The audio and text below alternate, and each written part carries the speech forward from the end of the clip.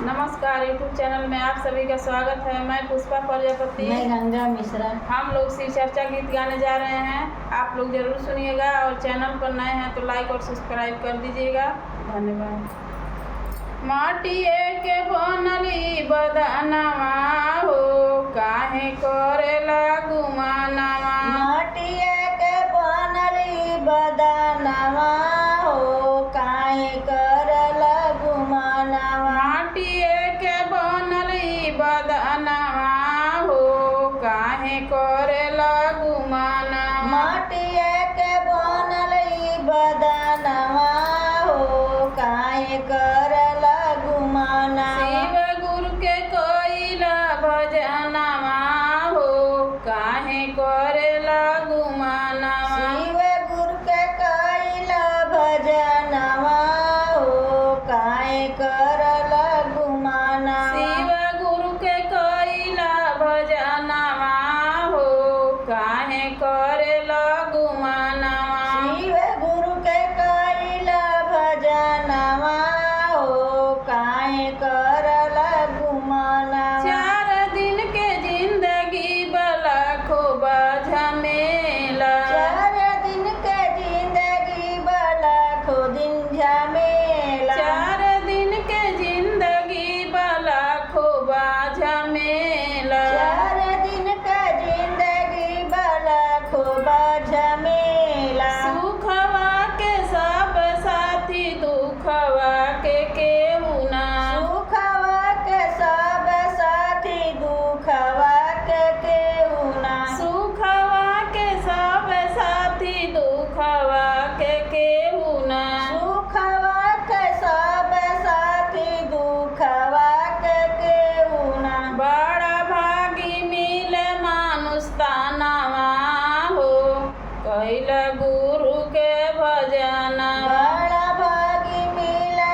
मनुष्य तानवा हो, कैला गुरु के भजनवा। बड़ा भागी मिले मानुष तानवा हो, गाव गुरु के भजनवा। बड़ा भागी मिले मनुष्य तानवा हो, गाव गुरु के भजनिया। शिव गुरु के कैला ध्यानवा हो, गाव गुरु के भजनवा। शिव गुरु के कैला ध्यानवा हो, गाव गुरु के भजनिया। जिंदगी में अपना जे गुरु ना बनाईबा।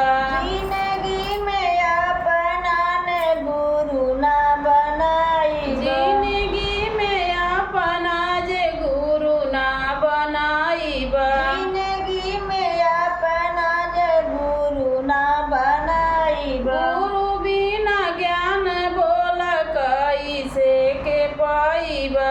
गुरु बिना ज्ञान बोल कैसे के पाईबा। गुरु बिना ज्ञान बोल कैसे तू पाईबा। गुरु बिना ज्ञान बोल कैसे तू पाईबा। गुरु बिना ज्ञान बोल कहाँ से तू पाईबा।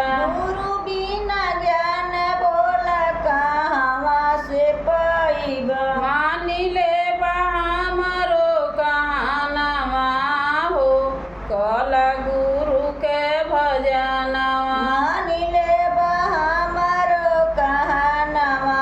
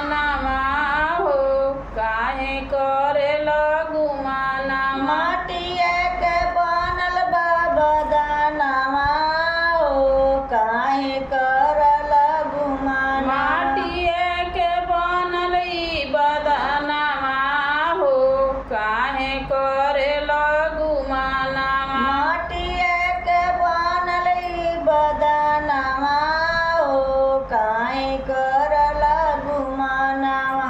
ओम नमः शिवाय।